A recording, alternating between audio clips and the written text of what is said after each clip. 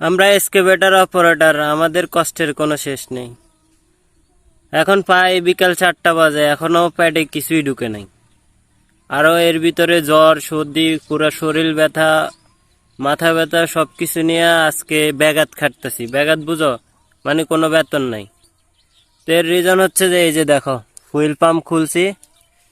এখন আমার গাড়ি এমন এক জায়গায় আছে, মানে এখান থেকে একটা ফাঁসপাতি নিয়ে রাস্তায় আসাটা যে কতটা জীবন বাইর করে ফেলায়, এটা আসলে কোম্পানিরা তো বুঝতো না, কেউ বুঝবো না ভাই, আমরা অপারেটরে বুঝবো। আর এই যে এই কষ্টটা, ব্যাঘাত কষ্টটা, মানে কোনো আজকে 5টা দিন বেকার। এই 5টা দিন সকাল থেকে লয়ে রাতে 3টা, কোনো সময় 2টা পর্যন্ত গাড়ির পিছে খাটছে। কি কারণে?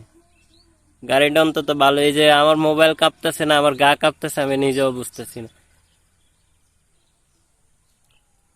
ফুয়েল পাম্প নিজে খুললাম, এখন সিটাগান লইয়া যাবো, এই হচ্ছে দুরবস্থা।